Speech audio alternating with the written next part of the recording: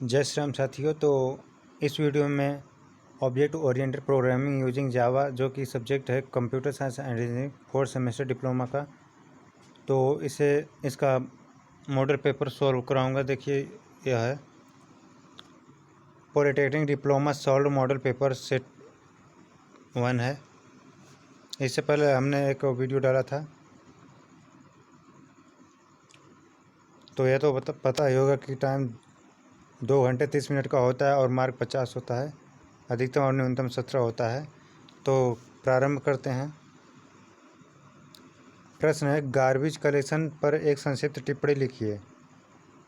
तो हम देख चुके हैं कि विभिन्न क्लासेस के वो ऑब्जेक्ट प्रोग्राम के रन टाइम में और न्यू ऑपरेटर के प्रयोग द्वारा डायनामिकली क्रिएट होते हैं।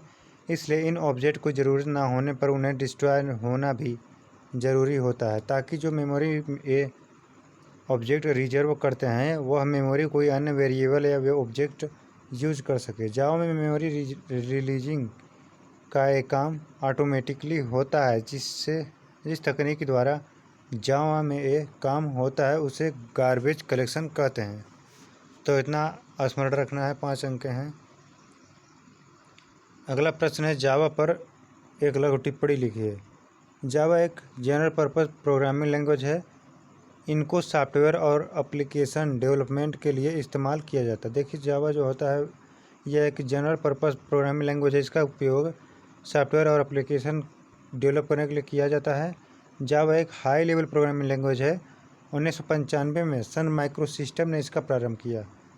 सन 1995 में सन माइक्रोसिस्टम ने इसको प्रारंभ किया था। जेम्स गोसलिंग इसके प्रमुख डेवलपर में से एक हैं। यह प्लेटफॉर्म इंडिपेंडेंट लैंग्वेज है। इसमें लिखे गए कोड को आप किसी भी प्लेटफॉर्म या ऑपरेटिंग सिस्टम में रन कर सकते हैं। इसमें लिखे गए सारे कोड्स इंग्लिश में होते हैं, ना कि न्यूमेरिक कोड्स में। लिखे गए कोड्स को कोई भी बड़ी आसानी से समझ सकता है, इसलिए इसे हाई लेवल लैंग्वेज में शामिल किया गया है। यह ओप्स के कंसेप्ट को फॉलो करता है। C++ लैंग्वेज के फंडामेंटल को इसमें यूज किया जाता है। अगला प्रश्न है, क्लास और ऑब्जेक्ट पर एक संक्षिप्त टिप्पणी लिखिए। तो क्लास एक यूजर के द्वारा डिफाइन किया हुआ प्रोटोटाइप होता है। देखिए, क्लास जो है वह एक यूजर के द्वारा डिफाइन किया हुआ प्रोटोटाइप होता है, जिसमें से ऑब्जेक्ट को क्रिएट किया जाता है। दूसरे शब्दों में कहें तो एक क्लास ऑब्जेक्ट का एक समूह होता है, जिसमें एक समान प्रॉपर्टी होते हैं। यह एक ब्लूप्रिंट होता है जिसमें से ऑब्जेक्ट को क्रिएट किया जाता है। यह एक लॉजिकल एंटिटी है, यह फिजिकल नहीं हो सकती।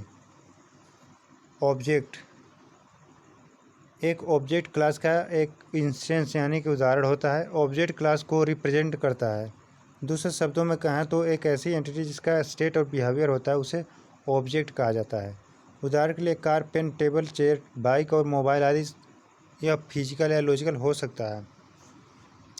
अगला प्रश्न है, थ्रेड पर एक संक्षिप्त टिप्पणी लिखिए। थ्रेड एक लाइट वेट प्रोसेस है। थ्रेड जो है वह एक लाइट वेट प्रोसेस है।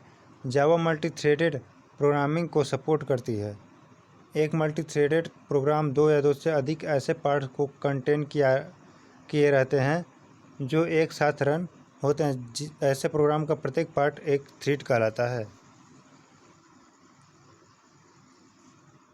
प्रत्येक थ्रेड के एक्सिक्यूशन का पाथ अलग होता है और इंडिपेंडेंट होते हैं, जिससे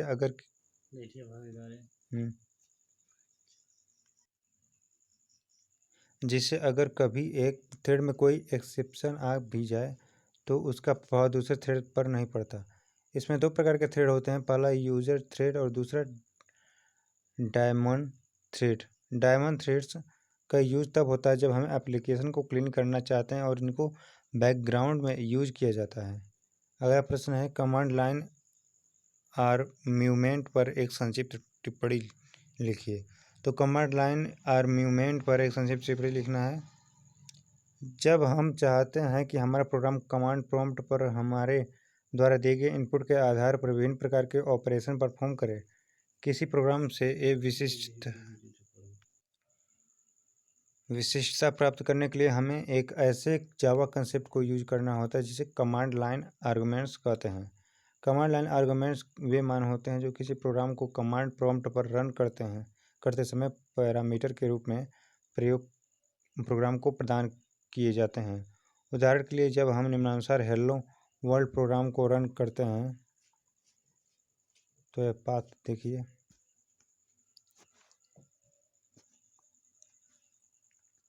अगला प्रश्न है यूनिकोड पर एक संक्षिप्त टिप्पणी लिखिए। तो यूनिकोड पर एक संक्षिप्त टिप्पणी लिखना है। कंप्यूटर मूल रूप से नंबरों से संबंध रखते हैं। ये प्रत्येक अक्षर और वर्ड के लिए एक नंबर निर्धारित करके अक्षर और वर्ड संग्रहित करते हैं। यूनिकोड का आविष्कार होने से पहले ऐसे नंबर देने के लिए सैकड़ों विभिन्न संकेत लिपि प्रणालियाँ थीं। किसी एक संकेत लिपि में पर्याप्त अक्षर नहीं हो सकते हैं।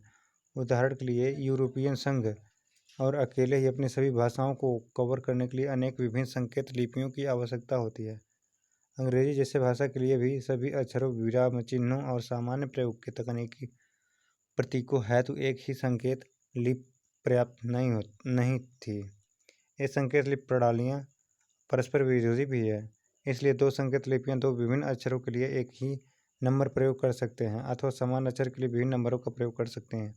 किसी भी कंप्यूटर, विशेष रूप से सर्वर को विभिन्न संकेत लिपियाँ संभालनी पड़ती है। फिर भी जब दो भिन्न संकेत लिपियों अथवा प्लेटफॉर्मों के बीच डाटा भेजा जाता है तो उस डाटा के हमेशा खराब होने का जोखिम रहता है। अगला प्रश्न है मल्टी डायमेंशनल एरे पर एक संक्षिप्त टिप्पणी लिखना है। एरे समान डाटा टाइप के वेरिएबल का समूह होता है। एरे जो होता है वह समान टाइप वेरिएबल का समूह होता है। ऐसे समान डाटा टाइप के वेरिएबल को स्टोर करने के लिए इस्तेमाल किया जाने वाला एक कंटेनर ऑब्जेक्ट है। एरे परिभाषित करते समय एरे तय साइज देनी जरूरी है। कंप्यूटर की मेमोरी में एरे साइज का कंटिन्यूअस ब्लॉक ऑपरेटिंग सिस्टम द्वारा आवंटित किया जाता है। एरे के हर सदस्य वेरिएबल को एलिमेंट कहा जाता है और हर एलिमेंट का एक इंडेक्स यानी कि अनुक्रम होता है जिसका उपयोग कर एरे एलिमेंट की एक्सेस किया जा सकता है। एरे एलिमेंट की शुरुआत 0 से होती है। उदाहरण के तौर पर अगर एरे का साइज 10 डिक्लेयर किया गया हो तो उसमें 0 से 9 इंडेक्स तक एरे एलिमेंट्स स्टोर किए जा सकते हैं। देखिए 8 पदों का फिबोनाची श्रेणी के लिए जावा प्रोग्राम लिखिए। 8 पद का फिबोनाची श्रेणी के लिए जावा प्रोग्राम लिखा गया है। मैं टेलीग्राम चैनल पर डाल दूंगा, डिस्क्रिप्शन में टेलीग्राम चैनल का लिंक डाल दूंगा, आप वहाँ जाइएगा और यह टेलीग्राम चैनल पर डाल दूंगा। अगला प्रश्न है पैकेज क्या है? यूजर डिफाइंड पैकेज बनाने की विधि का वर्णन करें। पैकेज संबंधित टाइप्स, क्लासेस, इंटरफेस, इन्यूमरेशन इत्यादि का समूह होता है। पैकेज क्रिएट करना है तो पैकेज का इस कीवर्ड का इस्तेमाल करना जरूरी है। एक बार पैकेज डिफाइन किए जाने के बाद आप उस पैकेज में कई क्लासेस, इंटरफेस इत्यादि लिख सकते हैं। पैकेज उसमें स्टोर किए गए अन्य घटकों के एक स्टोरेज कंटेनर की तरह काम करता है। इसका सिंटेक्स यही है, स्मार्ट कर लीजिए। और इसमें जो है यूजर डिफाइंड पैकेज, जैसा कि पैकेज के इस प्रकार के नाम से ही प्रतीत होता है, जिन पैकेज को यूजर किसी विशिष्ट उपयोग के लिए परिभाषित करता है उसे यूजर डिफाइंड पैकेज कहा जाता है। यूजर डिफाइंड पैकेज को आसानी समझने के लिए एक उदाहरण देखते हैं। यह उदाहरण है, मैं टेलीग्राम चैनल पर डाल दूंगा, डिस्क्रिप्शन में टेलीग्राम चैनल का लिंक दे दूंगा, आप जुड़ जाइएगा। संख्याओं को उल्टा करने के लिए जावा प्रोग्राम, यानी कि 1 2 3 4 5 5 4 3 2 1 ये प्रोग्राम लिखा गया है संख्याओं को उल्टा करने के लिए जावा प्रोग्राम।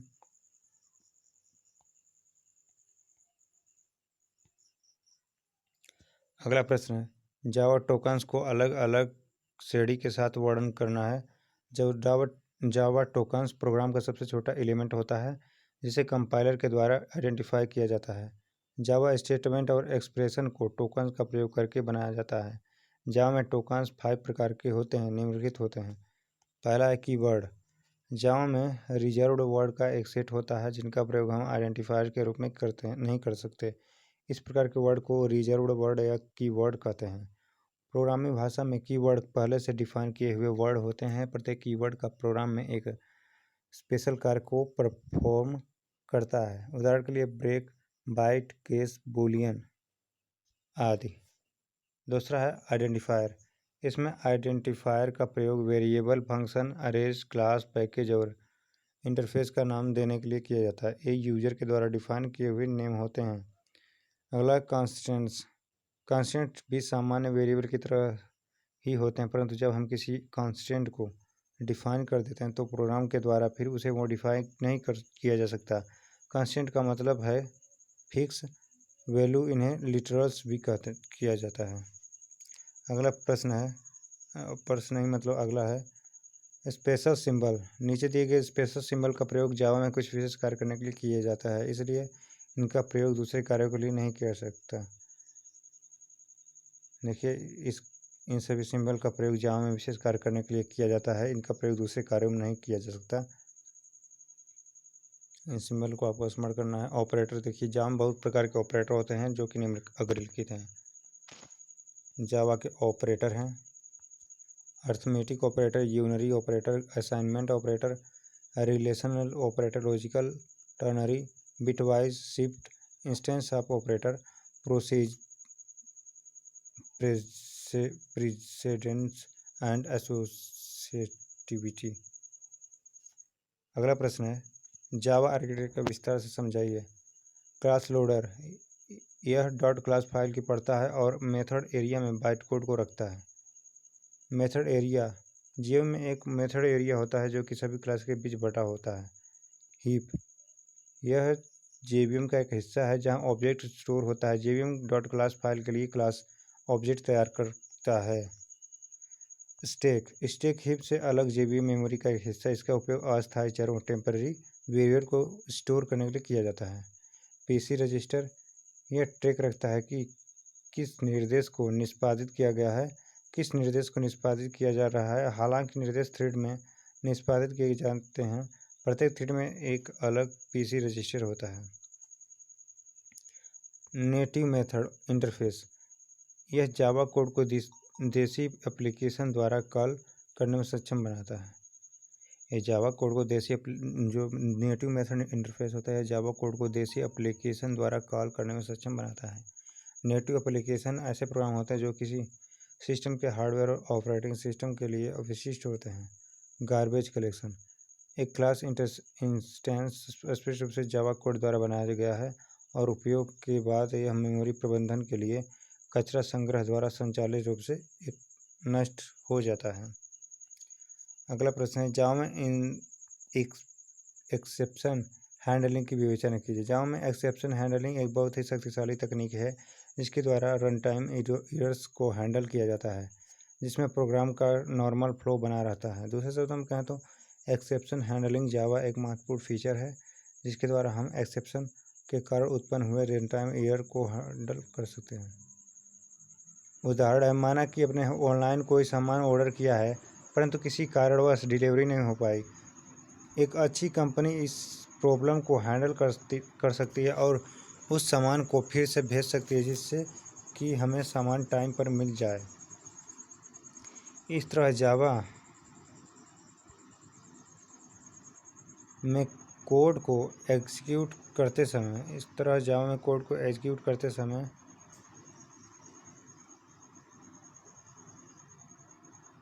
एरर आ सकती है। एक अच्छी एक्सेप्शन हैंडलिंग इन एरर को हैंडल कर सकती है और प्रोग्राम को फिर से रन करवा सकती है जिससे कि यूजर को अच्छा एक्सपीरियंस मिले। जावा प्रोग्रामिंग लैंग्वेज की विशेषताएं। तो जावा प्रोग्रामिंग लैंग्वेज की विशेषताएं हैं ऑब्जेक्ट ओरिएंटेड। जावा एक pure object oriented programming language है, अर्थात इसमें प्रोसीजर का प्रयोग नहीं किया जाता बल्कि यह सिर्फ ऑब्जेक्ट पर आधारित लैंग्वेज है। अगला विशेषता है जावा प्रोग्रामिंग लैंग्वेज का platform independent. Java platform independent language अर्थात यह हर किसी प्लेटफॉर्म में रन हो सकता है। यह फीचर और किसी अन्य लैंग्वेज की इतना सूट नहीं करता जितना कि जावा को करता है।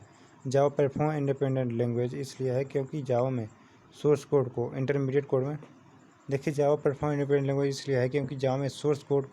कोड में कंपाइल किया जाता है जिसे हम बाइट कोड कहते हैं, और वह प्रत्येक सिस्टम जिसमें JVM होता है वह बाइट कोड को इंटरप्रेट कर लेता है। सिक्योर, तीसरी विशेषता है सिक्योर। जावा का तीसरा बड़ा फीचर है कि यह एक सुरक्षित लैंग्वेज। जावा सबसे अधिक सिक्योर है क्योंकि जावा प्रोग्राम जावा रन टाइम इन्वायरमेंट में रन होती है।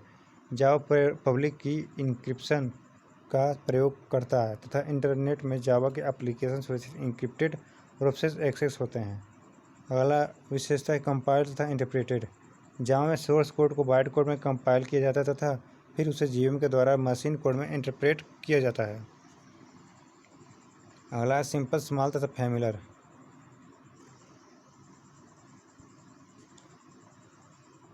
जावा एक आसान लैंग्वेज है क्योंकि इसमें C++ की तरह सिंटेक्स होते हैं जो कि आसानी से सीखे जा सकते हैं।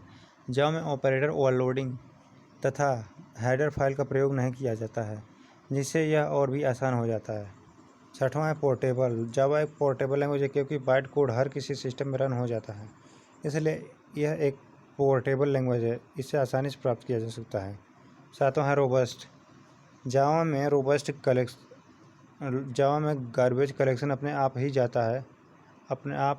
हो जाता है। इसमें मेमोरी एलोकेशन बहुत बढ़िया है। जावा में जो भी एरर आता है उन्हें आसानी से हल किया जा सकता है। इन्हीं सभी कारणों से जावा रोबस्ट लैंग्वेज है।